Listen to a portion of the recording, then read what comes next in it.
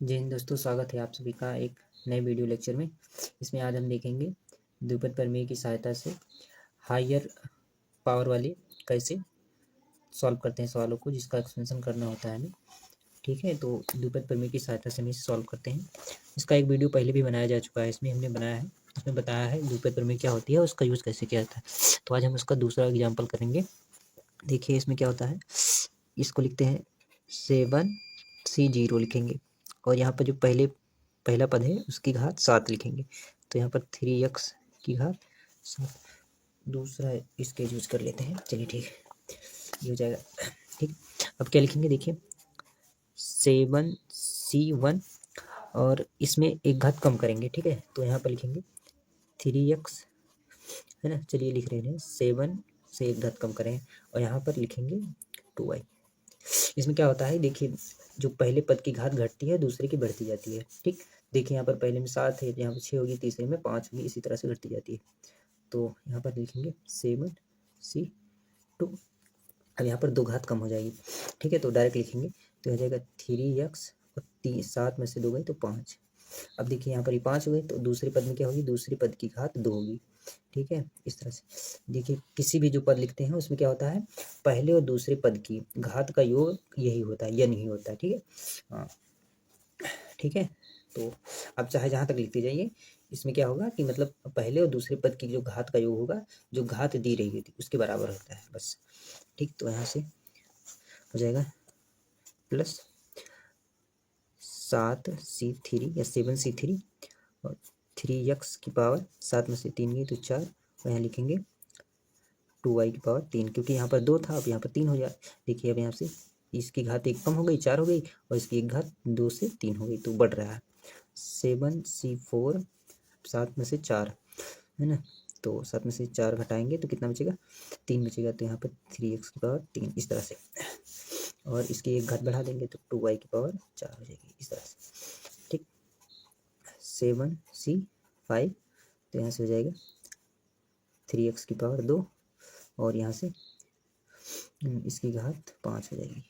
ठीक, अब 2 पद और बचे हैं, 7C6, यहाँ पर 3x, क्योंकि 2 से अब 1 आ गई और इसकी घात 1 बढ़ जाएगी तो 2y की पावर 6 हो जाएगी। यहाँ से 7C7, देखिए अब इसकी घात 0 हो जाएगी, 0 की पावर 1 मतलब 3x, देखिए बचेगा 3x की पावर 0 हो जाएगा और इसका मान 1 हो जाएगा। तो इसको मैं नहीं लिख रहा हूँ, आप लोग समझ जाएंगे। जैसे यहाँ पर मैंने पहला पद लिखा गया था वैसे यहाँ पर लास्ट टर्म लिखा जाएगा।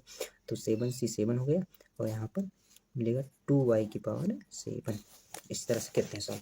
तो चलिए लिख ले दे रहे हैं इसका। ठीक है, यहाँ से मिलेगा हमें 7C0।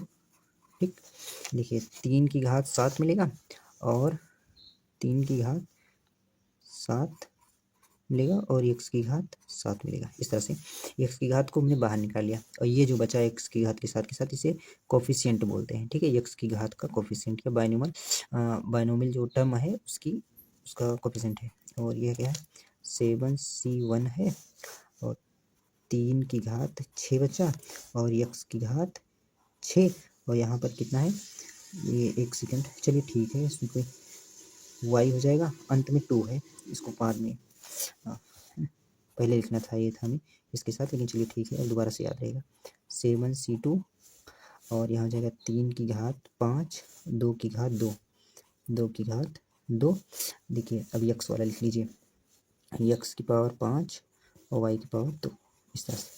ठीक, अब ये वाला हो गया, 2 वाला हो गया, 3 वाला 7C3, x 3 की पावर 4 हो जाएगा, 2 की पावर 3, 4 3 7, x की पावर घात 4, y की पावर 3।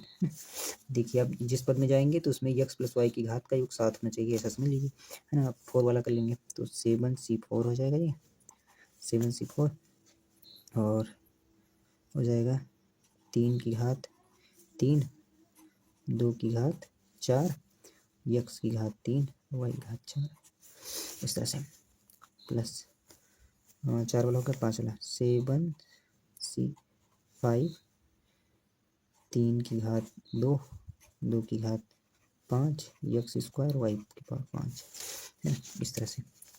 तो 5 तक हो गया। 6वां देखिए, प्लस 7c6 3 हो जाएगा और यह हो जाएगा 2 की पावर 6 एक्स वाई की पावर 6। और यहाँ पर हो जाएगा 7c7 2 की पावर 7 और वाई की पावर 7, इस तरह से। ठीक, अब चलिए देख लेते हैं, इसका मान निकाल लेते हैं। तो 7c0 का मान क्या होगा, 1 होगा, है ना, निकाल सकते हैं। देखिए एन सी आर का मान होता है factorial n upon r factorial n minus r factorial. ठीक है, तो जिससे इसके वैल्यू निकालेंगे तो 7c0 की वैल्यू होगी 7 फैक्टोरियल अपान 0 फैक्टोरियल इंटू 7 में से 0 जाएगा तो 7 फैक्टोरियल, यहाँ से यहाँ कैंसिल हो जाएगा।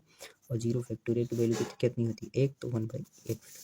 तो यहाँ से कितना मिलेगा, कहाँ गया सवाल, 7c0 और 3 की घात 7 है ना, तो यहाँ से मिलेगा 3 की घात 7, इसके मान 1 हो जाएगा, 3 की घात 7 मिलेगा और x की घात 7 मिलेगा। ठीक है, तो इसको ऐसे लिख दीजिए। ठीक है, हम सॉल्व नहीं करेंगे, बस इसको ऐसे लिख दे रहे हैं, आप लोग सॉल्व कर लीजिएगा। ठीक है, तो 7c1 देखिए इसको हो जाएगा 7 हो जाएगा, 7c1 का वैल्यू 7 हो जाएगा, 3 की घात 6 हो जाएगी और हो जाएगा 2 हो जाएगा और x की पावर 6 वाई हो जाएगा। 7c2 को ऐसे सॉल्व करेंगे तो इसको लिखेंगे, देखिए ना, तो 7 को 2 बार, अब इसकी ट्रिक देख लीजिए, 7 को 2 बार लिखेंगे तो 7 × 6 नीचे 2 का फैक्टोरियल 2 × 1 हो जाएगा और 3 की घात 5 है ना, और 2 की घात 2, यहाँ से कैंसिल कर सकते हैं लेकिन हम कैंसिल नहीं कर रहे हैं, ऐसे ही लिखते रहे, x की पावर 5 वाई घात, इस तरह से। अब इसको इस तरह यहाँ पर लिख दे रहे हैं है ना, तो 7c3 मतलब 3 बार, तो 7 6 5 और नीचे 3 को इस तरह 3 2 1, 3 की घात 4 गुणे 2 की घात 3, 8 भी लिख सकते थे आप लोग, ऐसा भी कर सकते थे है ना, और 4 वाई घात 3। 7c3 देखिए इसकी वैल्यू है ना, 3 बार लिखेंगे इसको, क्योंकि 7 में से 4 3 बचेगा, तो इसको 3 बार 7 7 6 5 और इसको 3 1 3 2 1 और 3 की घात 3 हो जाएगा और 2 की घात 4, x की पावर 3 और y की पावर 4 ना, बस काटना है, आप लोग काट तो सकते हैं। तो इसको लिखेंगे, अब मिलेगा 7c5, तो 7c5 को लिख सकते हैं हम, 7c5 को लिख सकते हैं 2 बार 7 6 2 फैक्टोरियल हो जाएगा, तो 2 × 1 देखिए 5 है, 3 की घात 2 है, 2 की घात 3 की घात 2 है, 2 की घात 5 है और यहाँ मिलेगा x स्क्वायर वाई की पावर 5 है ना। और देख लीजिए, ठीक है, तो इसी तरह से सॉल्व करते हैं। ये हो जाएगा 7 है ना, 7 को एक बार लिखेंगे, हो जाएगा 3 हो जाएगा, 2 की पावर 6 एक्स वाई की पावर 6 हो जाएगा, इसकी वैल्यू तो 1 ही हो जाएगी और हो जाएगा 2 की पावर 7 और वाई की पावर 7, तो यही आंसर है हमारा। ठीक है, इसी तरह हम सॉल्व करते हैं। तो चलिए, ठीक।